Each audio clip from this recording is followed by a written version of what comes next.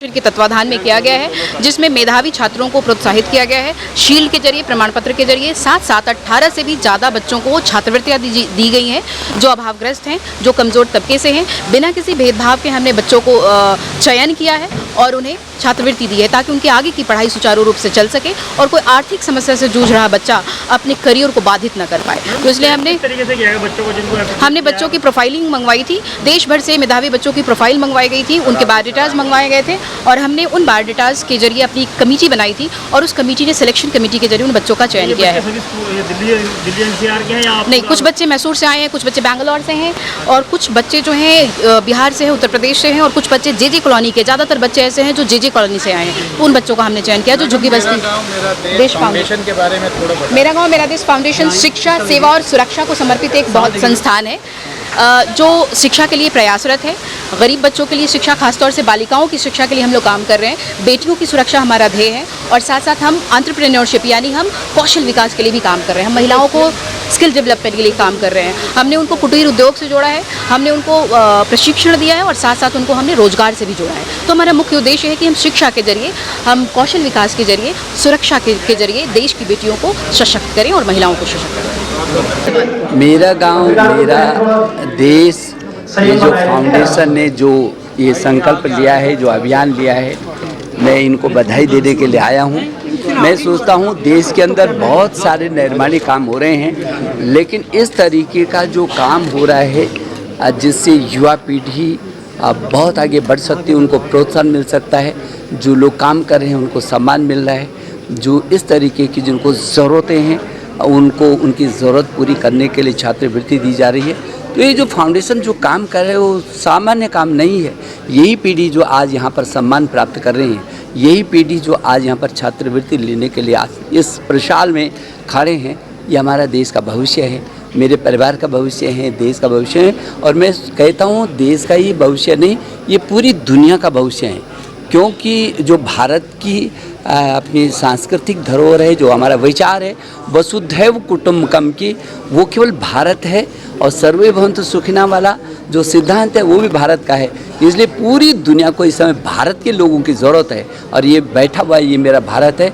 मैं इसको बधाई देने के लिए आया हूँ और संस्था को विशेष करके बधाई देने के लिए आया हूँ। मेरा गांव मेरा देश के बारे में आज फाउंडेशन के प्रोग्राम चल रहा है, इसके बारे में आपको कुछ बताएं। बिल्कुल, ये जो संस्था है ये नाम से ही मेरा गांव मेरा देश, एक नाम से ही इसमें झलक दिखाई पड़ती है कि जिस तरह से गांव और समाज में जो हमारे अंतिम दलित शोषित पंक्ति के जो बच्चे होते हैं, जो गरीबी से जूझते हैं, वो अच्छी शिक्षा पाने से वंचित रह जाते हैं। तो मैं बधाई देना चाहूँगी और शुभकामना भी दूंगी। मेरा देश मेरा गांव का ये जो NGO है, जिसके संस्थापक हैं संजय कुमार सिंह जी और दर्शनी जी, इनको मैं बधाई देना चाहूँगी कि आपने ये बहुत ही एक अच्छे सिस्टम के तहत हमारे उन बच्चों को जो हमारे देश के धरोहर हैं और दुनिया के धरोहर भी हैं, देश के कंधार हैं, जिनके कंधों पर हमारे देश का भविष्य टिका है, उन बच्चों को आपने शिक्षित करने का काम किया है और आपका उद्देश्य है शिक्षा, सुरक्षा और सेवा। तो शिक्षा हमारी नींव है।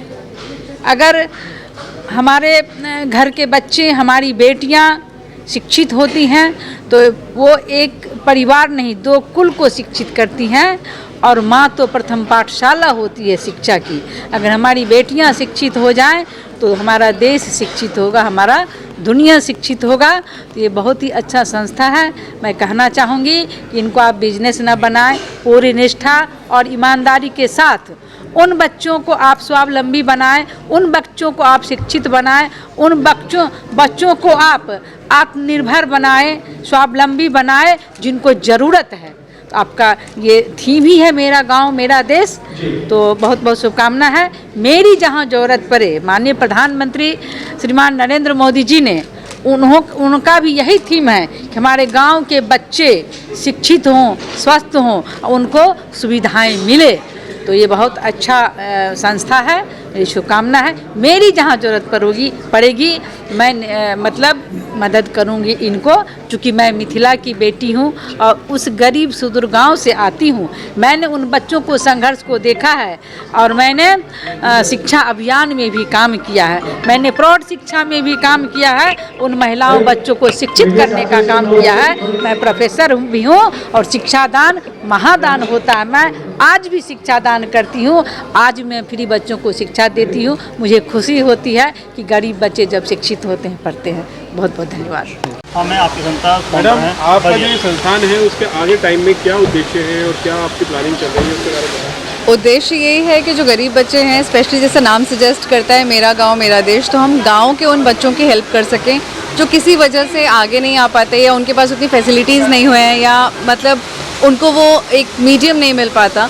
तो हमारी तरफ से इन लोगों का मतलब ये जो अप्रोच है, हम बहुत ज़्यादा मतलब we feel very lucky that we are part of this, and I also feel that this is very small what I have done for them और what we have done for them. क्योंकि मेरा ये मानना है, specially ये जो particular event है, इसमें मेरे लिए मैं थोड़ी इमोशनल भी हूँ, क्योंकि हमने ये अपने ब्रदर इन लॉ की याद में ये चीज़ की है। आज वो है नहीं, लेकिन मुझे लगता है कि इसी बहाने कुछ ऐसा करके हम उसके नाम को भी ज़िंदा रख सकते हैं। और वो जो करना चाहता था, क्योंकि वो खुद बहुत सोशल था, बहुत हेल्पफुल था, और अगर हम छोटे बच्चों को या उन बच्चों को थोड़ा आगे किसी तरीके से प्रोत्साहन देके या उनकी किसी भी प्रकार की मदद कर सकते हैं, तो मेरे को लगता है मेरी मतलब हम लोगों के लिए इससे बड़ी बात और कुछ भी नहीं है।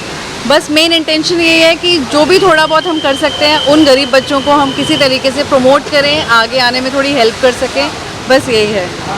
टाइम में उन्होंने अपनी तैयारी शुरू की और उस वक़्त जो समस्याएं चल रही थी, खासकर शिक्षा के क्षेत्र में, उसको फील्ड में जाके उन्होंने देखा, उसको समझा और फिर अपने तरफ से वो लोग जो कर सकते थे उस वक़्त भी और आज भी उसमें प्रयासरत हैं।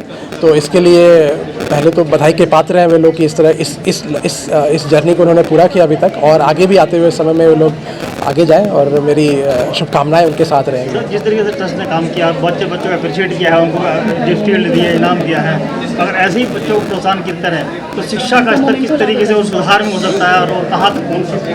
तो खासकर जो फोकस रहा है इस संस्था का, वो गरीब तबके से आए हुए बच्चों की तरफ ज़्यादा रहा है, जिनको ज़्यादा ज़रूरत है मोटिवेशन का। तो उनके अगर उनके if I place my fit in their shoes, तो इनके लिए बहुत बड़ी चीज़ है आज यहाँ आकर देखना, कॉन्स्टिट्यूशन क्लब में आना। इनफैक्ट मेरा पहला बार यहाँ कॉन्स्टिट्यूशन क्लब में आना हुआ है, वो अभी इस एज में आकर कॉन्स्टिट्यूशन क्लब देखा, दिल्ली में देखा, लोगों से बात की। जो है हाँ, शिक्षा के अलावा और कौन कौन से कार्य में अपनी भूमिका निभाता है? हाँ, ये बताएं, मैसेज दें कुछ, क्या ऐसे युवाओं को मैसेज जाए, शिक्षा स्तर और ऊंचा हो और ऐसी संस्था और काम करें? हाँ, तो पहले तो मेरा गांव मेरा देश जो है वो स्किल डेवलपमेंट के क्षेत्र में भी काम कर रहा है। हाँ, और आगे आने वाले समय में मैं ये भी अपने अभिभाषण में कह रहा था कि केवल मशीनीगत या फिर बेसिक लेवल ऑफ एजुकेशन से काम नहीं चलेगा। आज आर्टिफिशियल इंटेलिजेंस का समय है, तो क्रिएटिविटी, अपना व्यक्तिगत विकास, व्यक्तित्व का विकास, ये बहुत ज़रूरी है ताकि वो कुछ स्पेशल लाएँ इस दुनिया में। आजकल जनरल चीज़ों से ही केवल चीज़ें जो पहले चलती थी उसमें बदलाव आया है, उस बदलाव की तरफ अपने आप को भी निखारना पड़ेगा, बदलना पड़ेगा। नमस्कार, आदाब, सलाम, सत श्री अकाल। मैं भावना मिलन दिल्ली से इवेंट ऑर्गेनाइज़र हूँ और शिक्षिका हूँ और 20 वर्षों से करीब शिक्षा के क्षेत्र में लगातार काम कर रही हूँ। और जिसको देखते हुए हाँ, इस इवेंट के बारे में मैं ज़रूर कहना चाहूँगी। जहाँ मैं आई थी कॉन्स्टिट्यूशनल हॉल, यहाँ पर मंत्री जी की वजह से विशेष रहा इनका देखने का, सब कुछ के सब एक आकर्षण का केंद्र रहा। कार्यक्रम कुल मिलाकर सफल रहा, लेकिन उसमें कुछ असुविधाएं आई जिनको भविष्य में सुधारा जा सकता है। और ये पहली वर्ष इनका कार्यक्रम था, तो इनको बहुत बहुत बधाई, किंतु भविष्य में कुछ जो गलतियां हुई उनको सुधारें। धन्यवाद।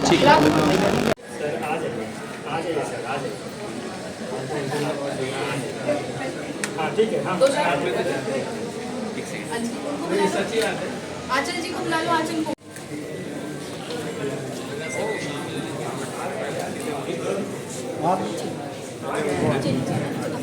स्मृति नमन मनाने जा रहे हैं।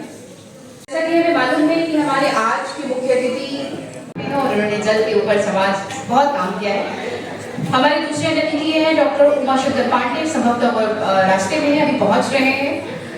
हमारे एक और साथ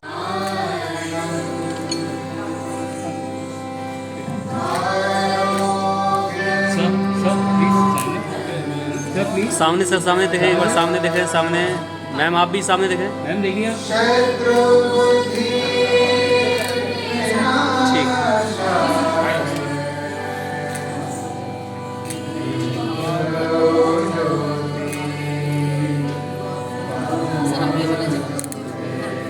सर प्लीज सामने देखिए सर।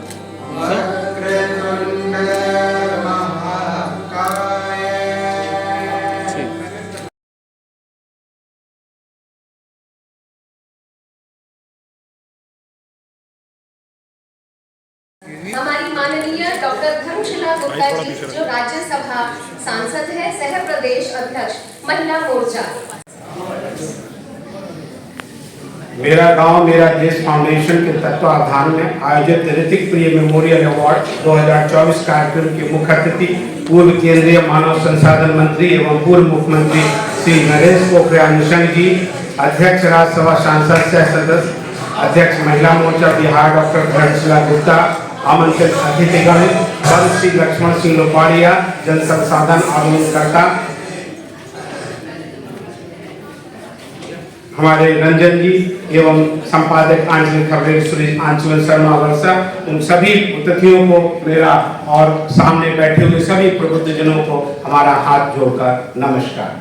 मैं सबसे पहले इस कार्यक्रम के आयोजक दर्शनी और डॉक्टर संजय कुमार सिंह को आभार प्रकट करता हूं कि उन्होंने मुझे अवसर दिया और आप लोगों से मेरा परिचय का एक बना और इस कार्यक्रम का मैं साक्षी बना।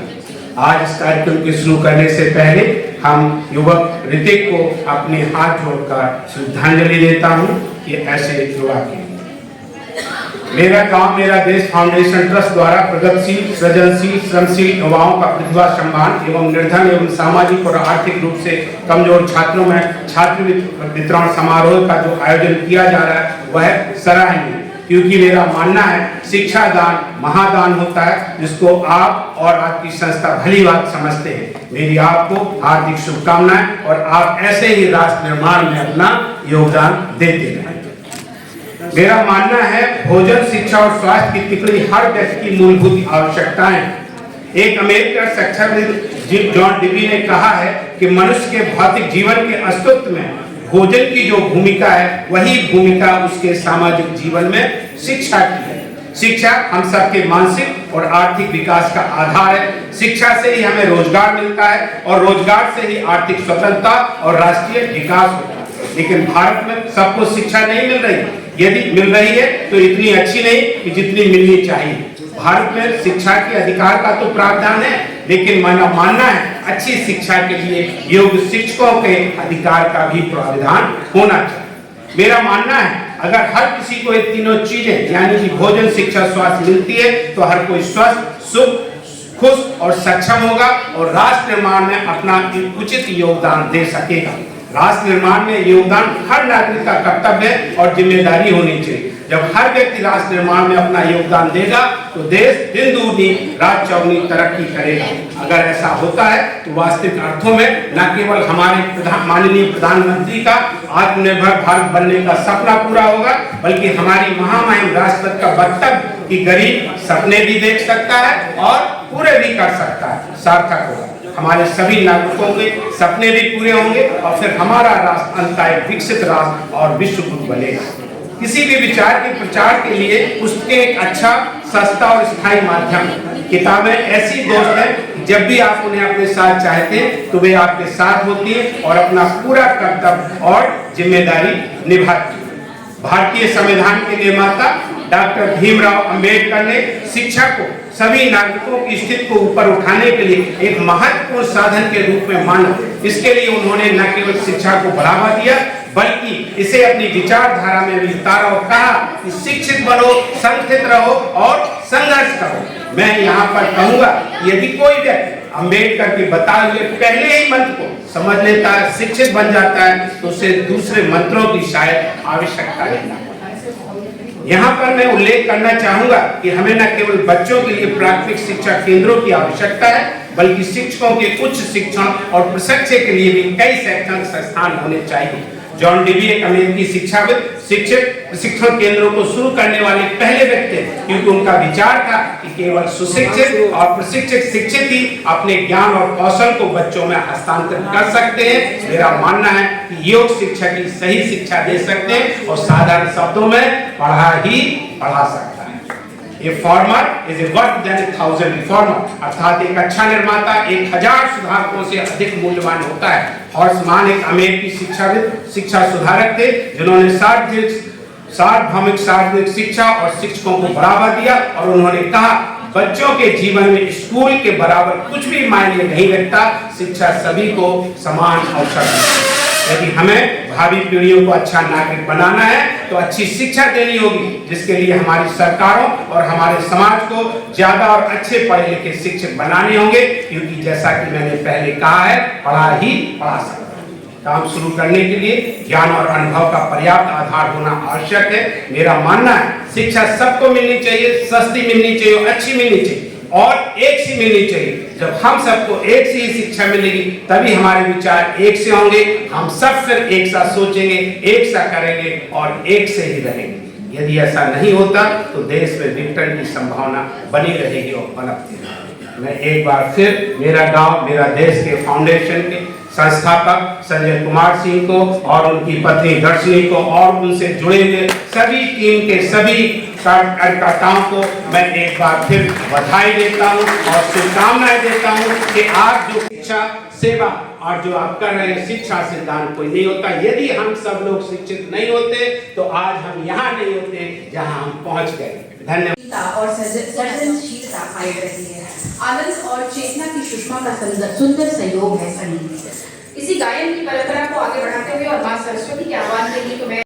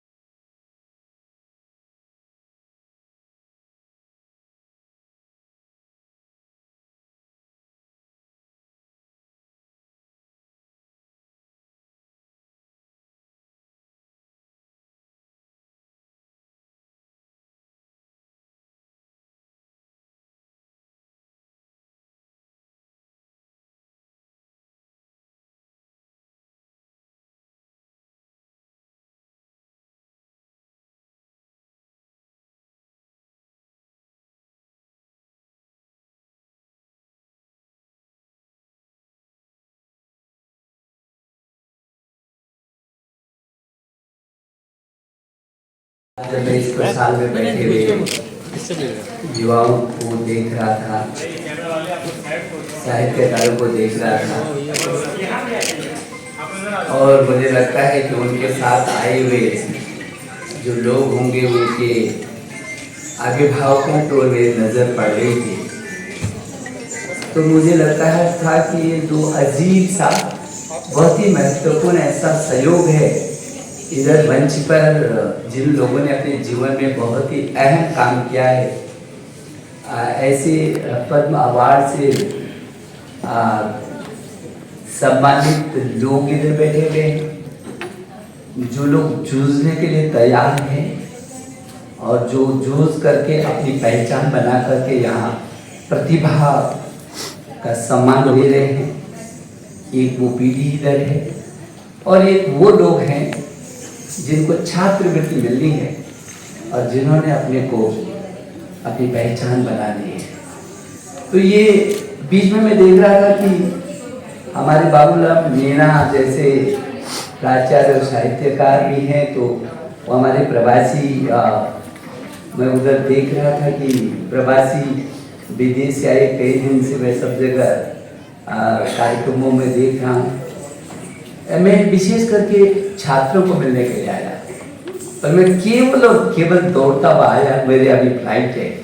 मुझे बार बार अच्छा नहीं लग रहा था जब दर्शनी जी कह रही थी कि मुख्य अतिथि जी को जाना है।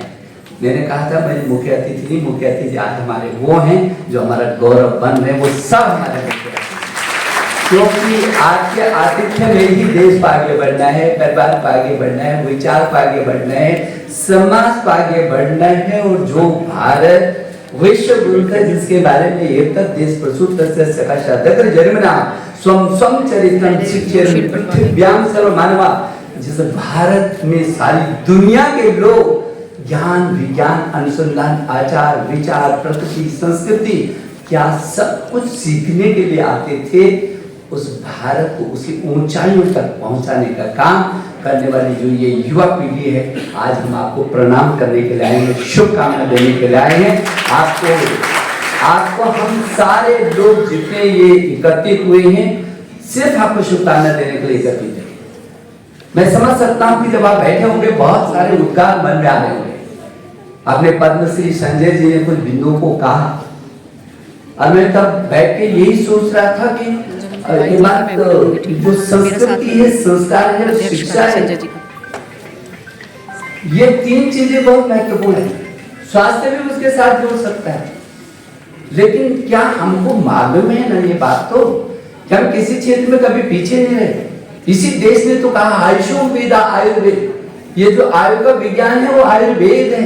पूरी दुनिया थक पिट करके, और जब ऐसी परिस्थिति हुई जब कोरोना ने पूरी दुनिया को चौराहे पर खड़ा कर दिया, तब लोगों को वही आयुर्वेद याद आया जिसने लोगों के जीवन को बचाया। तो हमारे पास जो पीड़ा है हम भूल गए। हमारे पास हमारा विचार है। आज सारी दुनिया में शिक्षा के बारे में अब हमने मनुष्य नहीं उसको मशीन बना दी। हम पहली शर्त तो ये थी कि मनुष्य मनुष्य तो बने, हमने उसको मनुष्य से उसको मशीन की ओर, ये IIT करेगा, ये डॉक्टर करेगा, ये इंजीनियर बनेगा। किस लिए बनेगा? पैसा कमाएगा, पैकेज लेगा।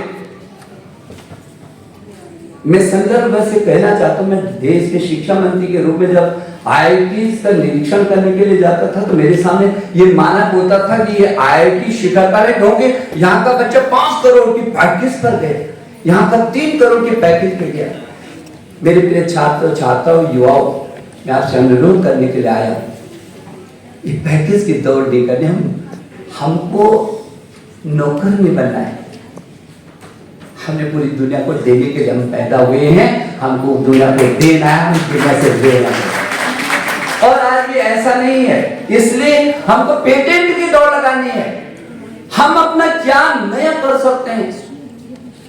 देश के प्रधानमंत्री ने ये कहा है कि 21वीं सदी का स्वर्णिम भारत बनाना है हमको, और वो स्वर्णिम भारत जो स्वच्छ भारत हो, सशक्त भारत हो, समृद्ध भारत हो, आत्मनिर्भर भारत हो, श्रेष्ठ भारत हो, एक भारत, ऐसा भारत चाहिए। तो उस भारत के लिए रोने की जरूरत नहीं है, प्रसाद करने की जरूरत है। हम देश की आजादी में जिन लोगों ने अपनी कुर्बानियों को दिया, उन्होंने अपना बलिदान दिया, हमको देश आजाद करके दिया है।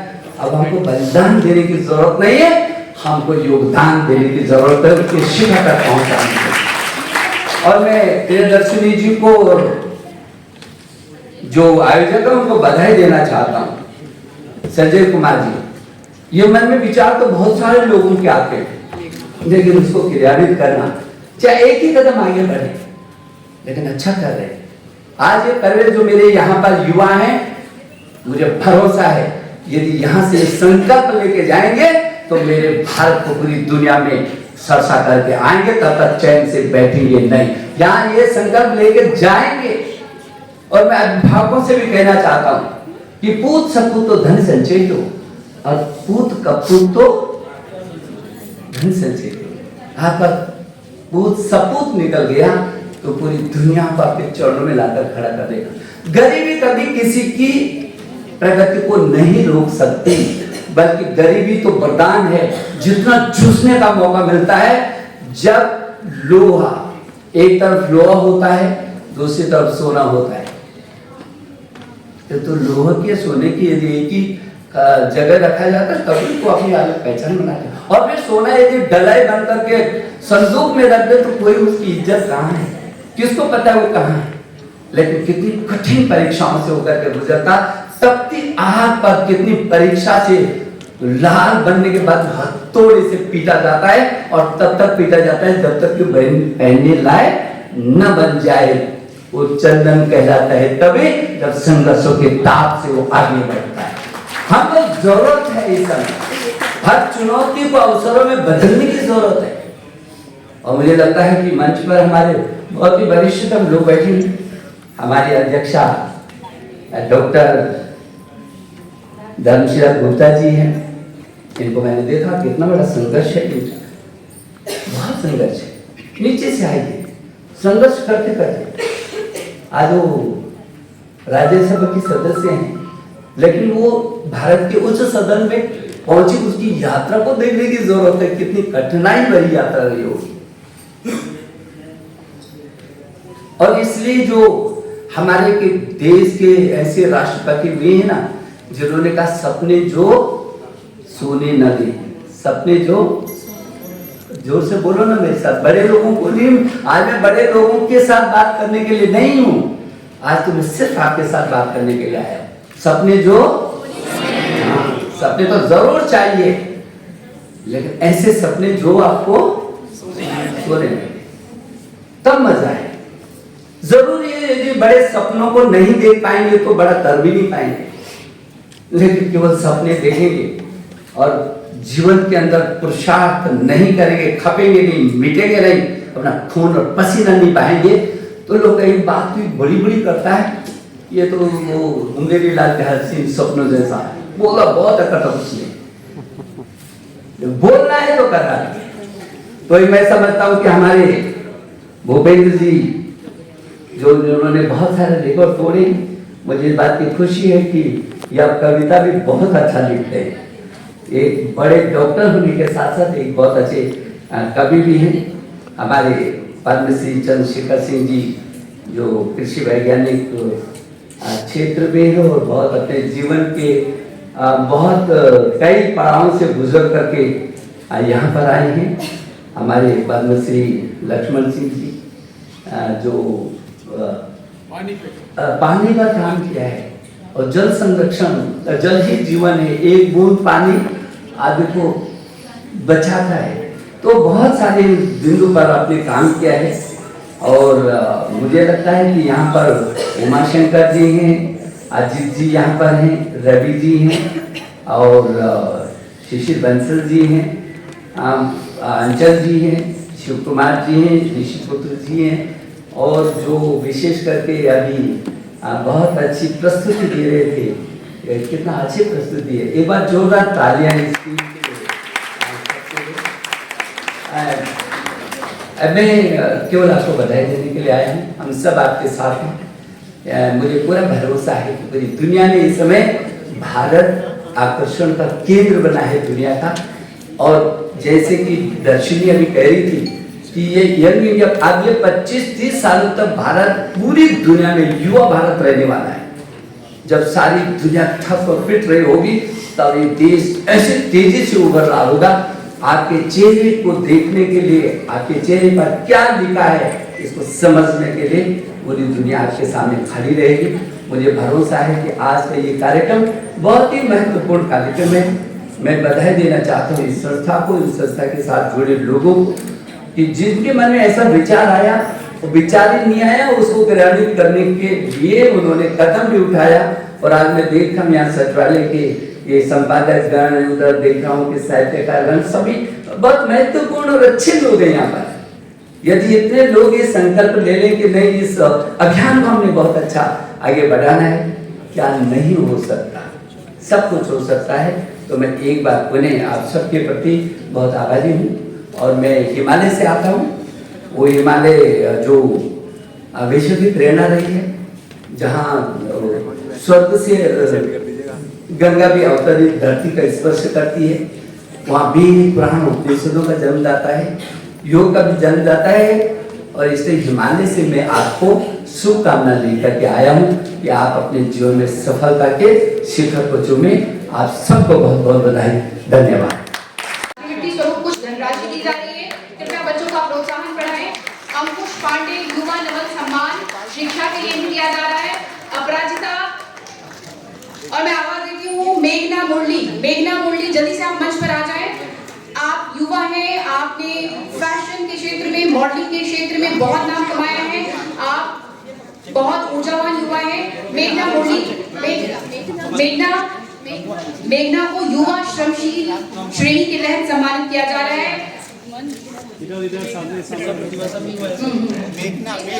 आशीष मंच पर आ जाए। मैं उन सभी छात्रों की जिनको छात्रवृत्तियां दी गई है, मैं उनको जल्दी जल्दी आवाज दे रही हूँ, क्योंकि चूंकि हमारे मुख्य अतिथि महोदय को निकलना है, उनकी फ्लाइट है। आशीष युवा नचिकेता सम्मान के लिए जल्दी से आए मंच पर, जल्दी आए आशीष। अपराजिता तालियां बजाते रहे, बच्चों का प्रोत्साहन बढ़ाते रहे। इन सभी बच्चों को छात्रवृत्ति दी गई है। चंद्र प्रकाश युवा श्रमशील सम्मान के लिए आए। चंद्र प्रकाश सीरियल नंबर से नीचे आओ। नीति को मैं आवाज देती हूँ मंच पे कि वो मंच पर आए और अपना युवा नवल सम्मान ग्रहण करें। सुधांशु पांडे